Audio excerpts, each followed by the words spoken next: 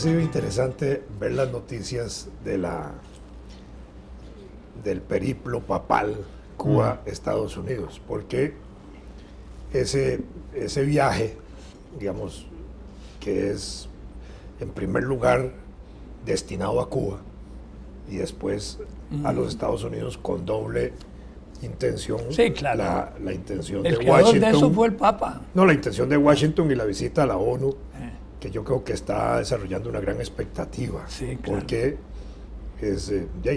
se espera de él algo interesante.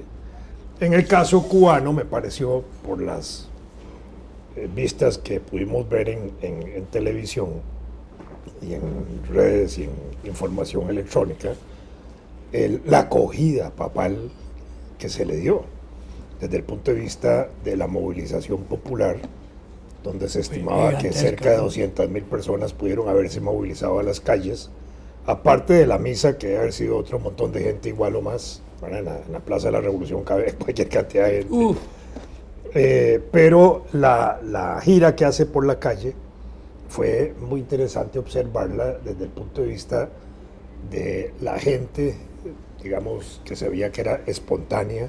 Viste aquel que se retiró naturalmente, y él lo recibió y lo querían echar y él lo agarró del brazo y le siguió hablando. No, y sin protección, sin protección. Papa móvil abierto. Abierto. Y después las consignas que le señalaban o le gritaban en torno a la cuestión de la iglesia y la apertura que hay en Cuba hoy, obviamente que la hay muy grande, hacia la iglesia. El recibimiento mismo en el aeropuerto de Raúl Castro y él, que fue muy cordial, fraternal, muy cordial entre ellos, y muy coincidente en los dos discursos en términos de los objetivos de la visita y de las necesidades de Cuba, ¿verdad? Que me pareció muy importante. Y después la visita que el Papa solicita hacer a Fidel, que no estaba en agenda, que es otra cosa interesante. Sí. Y de paso, el acto por el cual se intercambian algunos objetos de regalo. Fidel le regala al Papa un libro que hizo alguna bulla hace algún tiempo, que es... Me absorberá la historia. Fidel y la religión, de Fray Beto. Y ¿verdad? Donde Fidel incluso se lo dedica muy protocolariamente, muy agradecido por su visita a Cuba. No le dice nada más. Pero el Papa le regala unos escritos y un disco compacto con la voz de uno de los jesuitas que había vivido en Cuba, que había sido profesor de Fidel en La Habana, porque de los días de la Revolución yo recuerdo una foto que había aparecido en una revista, creo que se llamaba Obra o alguna obra revolucionaria, donde se veía en un escenario, en los primeros días de la Revolución, en un escenario grandote se veía un montón de gente sentada, digamos, a la derecha de Fidel, que eran todos los ministros, y a la izquierda de Fidel un montón de sacerdotes, que eran todos los jesuitas donde él había estudiado, antes de que empezara, digamos, la represión contra los curas españoles que fusilaron y todo eso, pero... Ahí fusilaron curas, claro. No sabía. En la Revolución. Yo no sabía. Algunos, claro, por conspiradores. No sabía. Sí, ese fue parte del escándalo. No era, los fusilamientos en Cuba no era solo por matar opositores, sino porque estaban fusilando a algunos sacerdotes que conspiraban, obviamente, contra la Revolución. Y la expulsión de ellos, porque ellos sacan todos los curas extranjeros, que era, digamos, lo que podían hacer, sacar todos los curas extranjeros. Y ahora le devuelven con un escrito y con un cassette grabado que nunca se dijo qué decía, ¿verdad? El mensaje que traía de su viejo profesor a Fidel. La otra cosa de la escena que me llamó la atención a mí fue un Fidel acercándose a los 90 años, en un traje muy informal, como él está usando el traje muy informal desde hace ya muchos años. Y el Papa visitándolo a él en su casa, ¿verdad? Que es muy interesante. Y el Fidel, que nunca se presentaba antes, familiar, con la esposa, con los hijos, con los nietos, con toda la familia, que es muy interesante. A mí me parece que este Papa puede ser candidateable al Nobel de la Paz, me parece. Hay algo interesantísimo sí, que se lo está sonando. Como que si la Comisión Nobel de Noruega, la de los 5 borrachos del Parlamento noruego, que digo yo, quiere hacer cara después de la metida de pata, dárselo a Obama por adelantado, a cheque en blanco, deberían dárselo al Papa Francisco, claro. Sí, sí, claro. Pero no, se me ocurre que este está entre los candidatos posibles. Después de que lo recibió Raúl, que se vino caminando con él y después lo acosaron unos periodistas. Por cierto, uno de CNN, creo que casi todas las noticias que da son del Medio Oriente. A mí me da la impresión de que es judío por el apellido, pero es muy, muy inteligente, muy agradable. Y le dijo Raúl, vea, la verdad es que como van las cosas, yo creo que pronto vuelvo a la iglesia a rezar y a confesarme. Sí, sí. ¿Verdad? Es que yo este carajo se volvió loco. ¿Cómo? Qué claro. No, pero ¿por qué loco? A ver. No, porque ya si a mí me dice que... Todavía si me dice a rezar, pero a rezar y a confesarme, esto fue lo que me llamó la atención. Un día yo tuve una experiencia así como ahora hablando de Putin. A mí me importa un pito Putin, yo no tengo ninguna simpatía, pero tampoco tengo una repulsión como para decir que... Rima bonito, Putin, sí, me importa un Putin. Pero entonces... Y uno puede decir a la Putin. A la Putin. Aparecen unas fotos de él haciendo equitación, pero no equitación esa de es un atleta, es un atleta. Cabalgando en un ruco ruso. No, en un caballo seguro que más está apropiado para imaginárselo de la caballería austrohúngara. Sí. El asunto es que se le ve muy distendido y está desnudo de la cintura para arriba, montado a caballo. Sí. Y lo más impresionante es que tiene un crucifijo que mira el que me pusieron mis hijas es igual. Entonces, mira, entonces, claro, yo hice ese comentario delante de alguien, hipócrita. Y un momento, ¿por qué? ¿Por qué hipócrita? Es decir, ¿cómo voy a saber yo, ni usted, cómo va a saber si es sincero o no? Porque yo conozco en Costa Rica por lo menos 10 políticos que yo sé que son ateos, no agnósticos, ateos, y que los veo haciendo ostentación del catolicismo. No voy a decir los nombres porque ya todo el mundo lo sabe quiénes son, pero en eso uno no puede decir, ¿verdad? En el caso de estos hermanos Castro, bueno, después de todo, por lo menos Fidel se educó en ese colegio. Y cuando Fidel ingresó después de la revolución, venía con medallitas de la calidad. Sí, claro.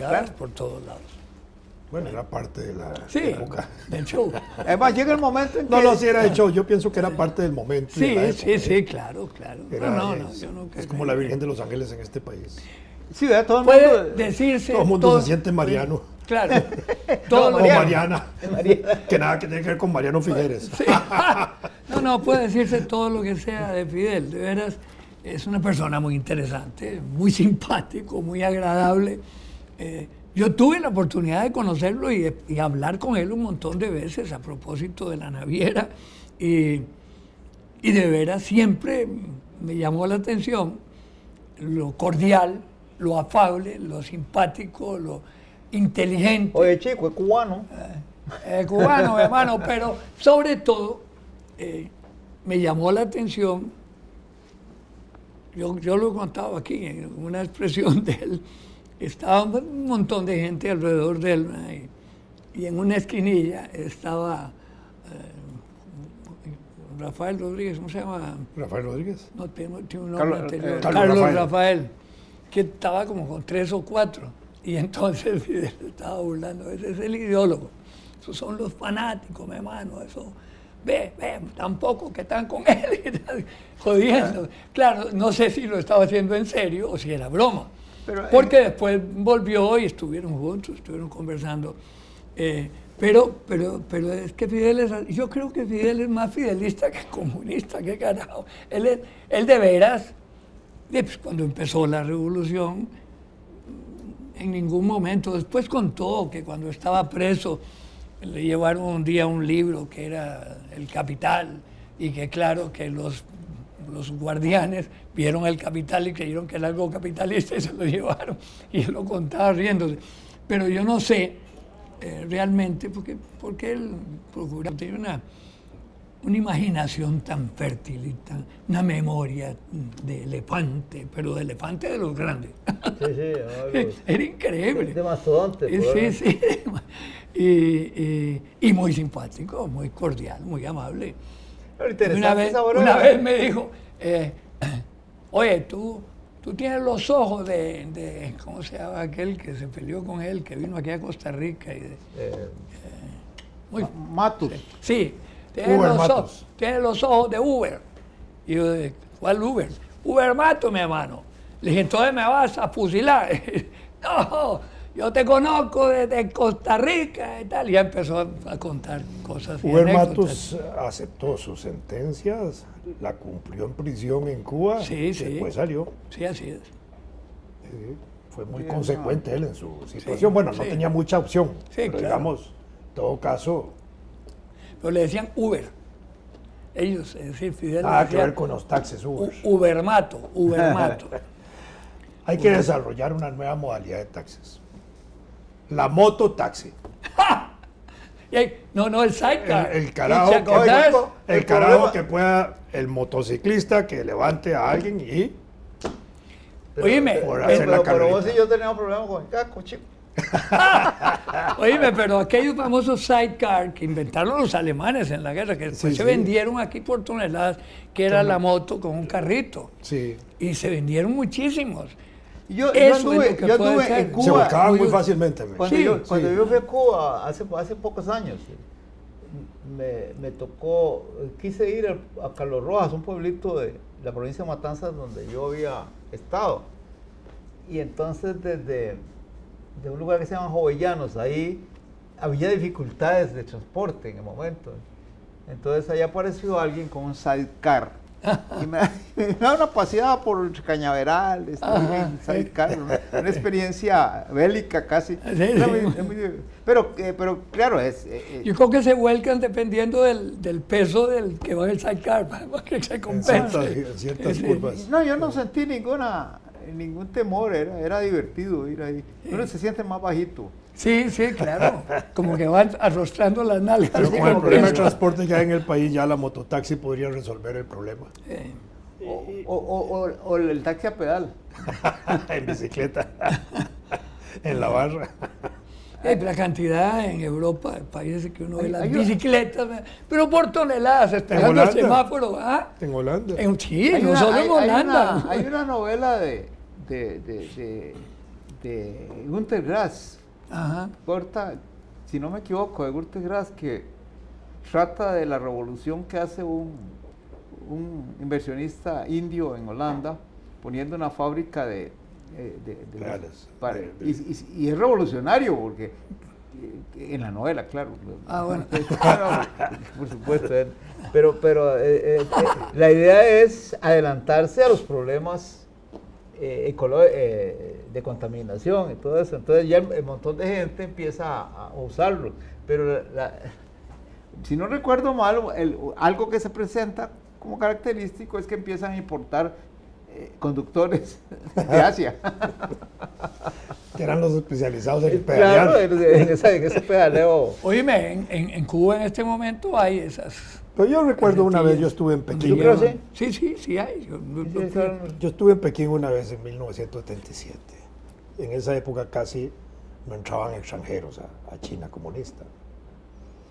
Y digamos, de la parte exterior, la parte esa formal de la ciudad, habían dos cosas que me impactaban a mí. Una era la bulla que hacían los carros en la calle tocando pitos, porque pasaban tocando pitos por todo lado, era una cosa insoportable. Y la otra era la cantidad de bicicletas. Entonces, uno veía a los chinos andar en bicicleta, por supuesto, pero de pronto uno veía una fila de 500, 600 metros de bicis, una a la par de otra, ¿verdad? Y entonces yo pregunté un día, ¿y cómo hace un chino para distinguir la bicicleta propia? Y dice, no tiene que distinguirla, nada más coge la que hay. Y claro, tiene sentido. Eso, claro, y tenía mucha lógica, ¿verdad? Bueno, en Holanda... Pero las ponían y entonces uno cogía y seguía y la pone donde va al otro lado y allá tenían la fila de bicicletas. Ámsterdam, en el año 1966, por ahí, hubo unas elecciones municipales y lo ganó un partido que se llamaba los Probos, provocador quería decir, pero se quedaron los Probos. Y todo el mundo estaba con miedillo de que... Y resulta que resultaron muy progresistas, ordenados, y las primeras cosas que hicieron fue poner por toda la ciudad bicicletas blancas de uso común. Yo usé una vez, ¿eh? Pero el asunto es que simplemente uno bajaba del tren en una estación y salía y ahí estaban, uno empezaba a pedalear y se aseguraba de dejarlo en un lugar donde hubiera otras. Y funcionaba, hasta donde yo recuerdo funcionó. Lo que pasa es que me imagino que el mantenimiento debe haber planteado en algún momento. Pero vean qué interesante, uno no se imagina, digamos, a un gerente de un banco aquí que llegue en bicicleta y se quite la prensa de aquí y entre, ¿no? Bueno, estábamos negociando nosotros en Londres el financiamiento de unos barcos, no recuerdo en este momento cuál era el banco, no sé qué Brothers. Bueno, y teníamos una cita con el gerente general y llegamos, Regi Delgadillo y un servidor, Regi Delgadillo nicaragüense, que era el gerente comercial. Y bueno, nos pasaron adelante en la sala, el gerente está un poquito demorado, no sé qué, decía, no hay problema. Yo salí a la puerta, no sé por qué, observar ahí, y veo que llega con traje, muy bien vestido, en una bicicleta, la acomoda, se quita el gancho de la izquierda así, y entonces, con sombrero y todo, se quita el sombrero y dice, good morning, I beg your pardon, ya es una explicación ahí de por qué. ¿Are you the general manager? Yes, sir. Era el gerente general de, no sé qué, Brothers. Y venía en bicicleta y tenía hasta un parquedillo ahí, un hueco así para donde metía la bicicleta, que era una bicicleta toda arrugada y negra, fea, hecha leña. Para que no se la robaran. Ese es el tiro. Posiblemente. Uno la pone, si la pone muy bonita, claro. Hay un hippie que se la lleva. Pero curioso, ¿verdad? Que entonces me decía, la otra persona que se quedó ahí, que era, resultó ser muy cordial con nosotros y hablaba muy bien castellano. Y decía, pues eso es muy corriente aquí, que sea un gerente, o sea, las posiciones más importantes andan en bicicleta, pero anda muy elegante, ¿verdad? Su corbata, su vestido, su trencilla. En estos días yo he oído fotografías que me impresionó, en las redes que me impresionaron. Una no me impresionó tanto como la otra. Sencillamente hay una estación de ferrocarril en Suiza y está un individuo vestido entero viendo el reloj y esperando el tren. Y ahora explican, ese es el presidente de Suiza que va para Berna, porque él se desplaza en tren para... Muy bien, como era Suiza, sí, así, es lógico que en Suiza sea así, pues, en Nicaragua no puede ser, pero bueno. Tal vez ahora con el canal Ortega se siente igual. Sale a nada. Pero resulta... No lo han ni empezado. Que la otra fotografía ya es más interesante, porque de Suiza uno lo espera. De hecho, yo una vez estuve en una reunión con una expresidente de Suiza y me pareció que era lo menos expresidente que puede imaginarse uno, pero bueno. Entonces el asunto es que está un tranvía de Teherán y van varias personas y normales, no se veía ningún vestido oriental, pero no eran muchas porque la cámara no daba para fotografiar todo el carro. Pero está este señor agarrado de una fajita así, en el tranvía. Una manija. Y dice, se dirige ahora a su trabajo como profesor de matemáticas en la Universidad de Teherán. ¿Quién era? el demonio de hace unos años, Ahmadinejad. Ah, Resulta que el hombre deja la presidencia y sigue dando clases de matemáticas en la universidad. el demonio de hace algunos años. Sí, es Claro, que... Y ahí no, sí, tranquilo, iba. Es más, iba de jacket. Me llamó la atención, no sé si ustedes vieron los Seguro periódicos no se divulgaban fotos en de él estos el días. interior. Porque ¿Cómo? Seguro no se divulgaban fotos de él al interior de Irán. como yo no sé qué día va a pasar No, esto. claro que sí, Sí. en esos países hay culto a la No, personalidad. claro, Sí, pero oíme, en estos días salió en el periódico una serie de fotografías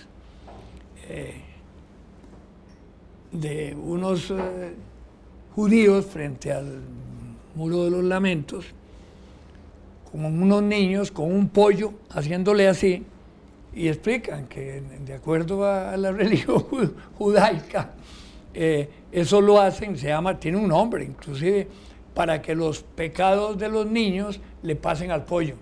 Y digo yo, ¿cómo Pobre puede pollo. ser? Ellos que se las dan, de veras, tan formalistas, un pollo y todo eso puede ser en África, pero que en Israel,